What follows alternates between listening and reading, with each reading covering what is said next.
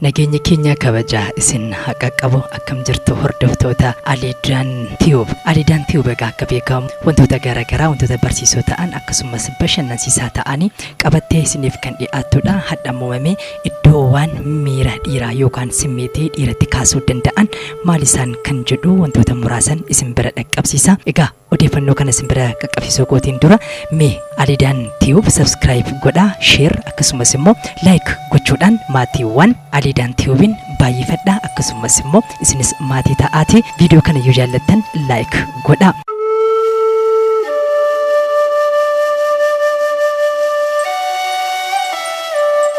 Mee haddan boga keessumattuu warra shamarraniitiif ergaawwan gaariidha jenne keessaa muraasa isinitti himnaati. Keessumaa jaalala irratti wal qabate yeroo baay'ee warra dhiiraati shamarran irratti wantoota garaagaraa fayyadamuudhaan miira yookaan simmeetii isaanii keessa kan seensisan jechuudha.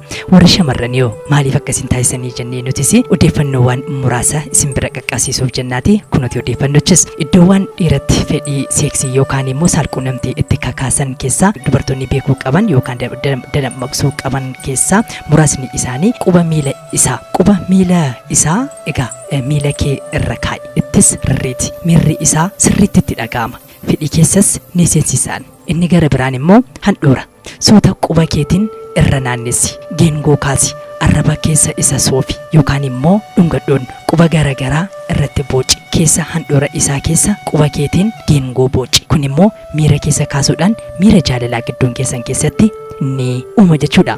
Harka isaa quba isaa irraa kaasii hanga gateettii isaatti harka kee irra oofi maasaajii yookaan immoo irratti dhidhiibuu jechuudha. Arrabaan quba isaa tokko tokkoon hodhuu keessattuu quba gidduu irraanfachuun immoo gonkumaa hin taatu. Iddoon kunis baay'ee miidhagaa yookaan miira saalquunnamtii fiduu waan danda'uuf jechuudha.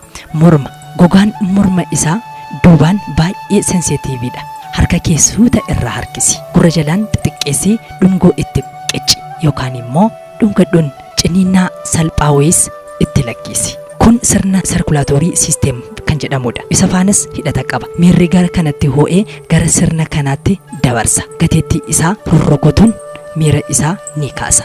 Dhungachuunis murteessaadha. Inni gara biraan immoo fiixee harma isaati.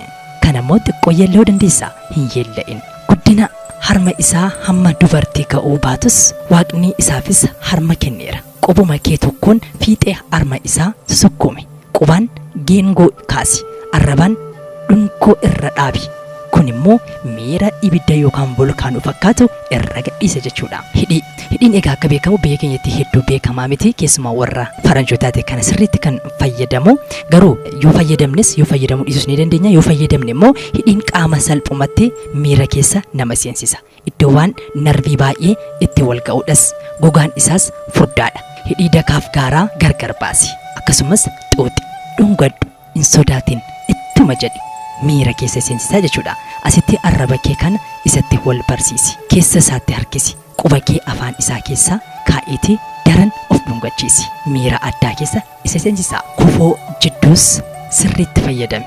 Keessa sarbaa naannessii suuta jilbaa jalqabii hanga miila dakaatti harka keetiin irra deemi. Harkaan maasaajii taasisuun bareedaadha. Suuta arrabaan irra foqoqi. Hin baay'isin immoo daddabarsitee iddoo tokko jechuudha. Keessumaa bakkoota baay'ee lallaafoo ta'an yookaan saalquunnamtiif qophaa'aa ta'an sirriitti tuttuquunis baay'ee gaariidha. Kun immoo jaalala keessan keessatti volkaanoo uumuudhaan jaalala gaarii akka dhandhamattan isiniif taasisa.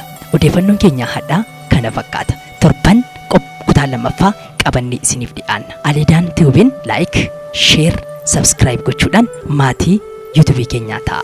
Ulfaadhaa. Yeroo jaalala gaarii isiniif haa ta'u. Viidiyoo kan biraa haga furanii dhufnutti yeroo jaalalaa fi yeroo nageenyaa isiniif hawwina.